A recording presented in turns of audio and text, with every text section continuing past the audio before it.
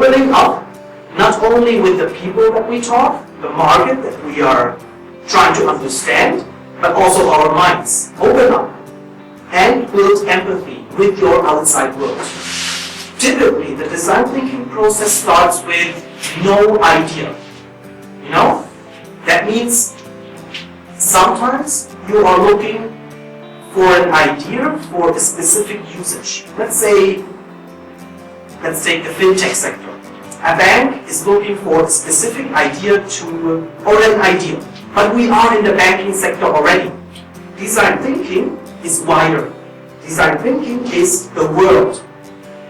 With design thinking, we're starting to find a solution for a wider area, a wider problem than just, a fintech solution.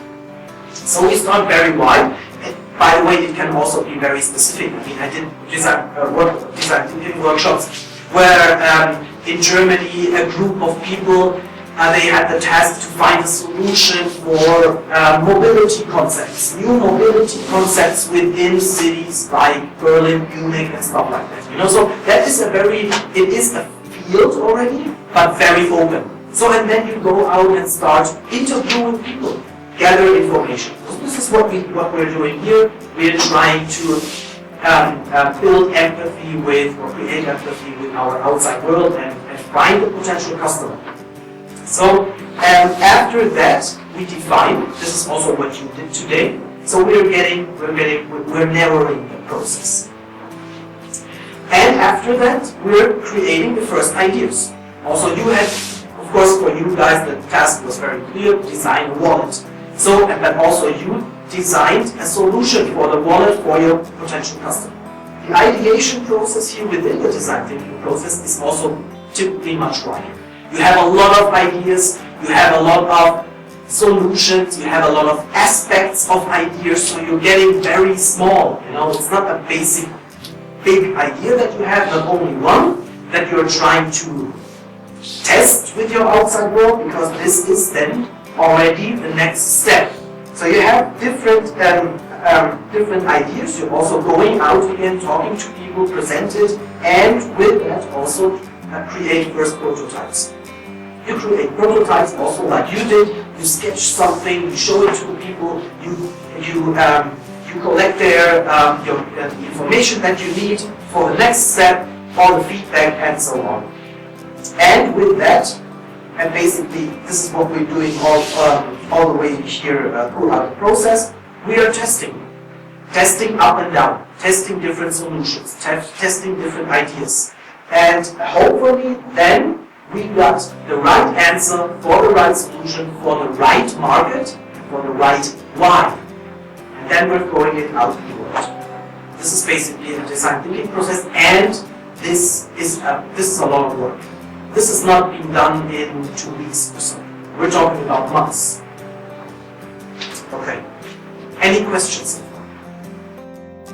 To more people. It's about impressions. This is about impressions. Reach as many people as possible. Not about interaction or stuff like that. When it comes to interaction, these are the categories that you have to consider the next. Conversion is of course conversion, because this is where you want to take the people.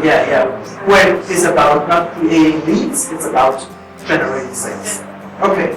So when I go, let me see, I usually, most of the time I use interaction or traffic. So what I basically create in the first place is I create an ad for more awareness. Or every post on Facebook and Instagram I push it most of the time also with an extra ad. So because the organic reach on Facebook and Instagram is ridiculous. Now these days, if you want to reach out even to your followers or fans on your Facebook page, you have to spend money for it. You will never reach out to the whole organic follower group that you have already. That is the problem.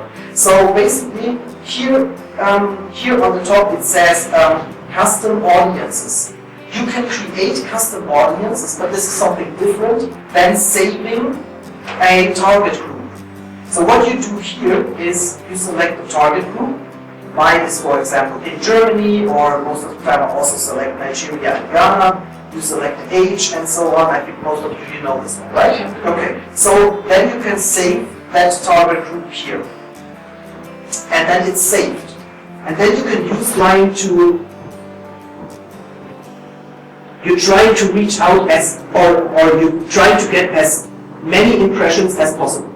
So on the top, then you have a list, or let's say a group of, I don't know, 1 million people out of this selected target group who saw your ad.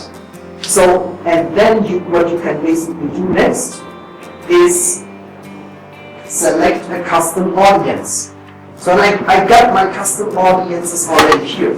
So here it says all Facebook interactions. This is a group that I created. You have to create it within the Business Manager.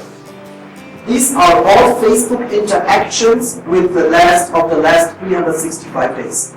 Every person that interacted with my Facebook ad, with my Facebook posts, with my Facebook page, and so on, is in that group. And then I can retarget them again. The next ad, I can create a complete new ad, which is not about awareness, but about interaction. And I can send this ad just to these people who interacted already with my brand. Sorry. Yes? How do you separate those people? How do you put them? Facebook does that. Okay, Yes, you go up here. Here it says in the business manager, here it says, where it says elements, Zielgruppen is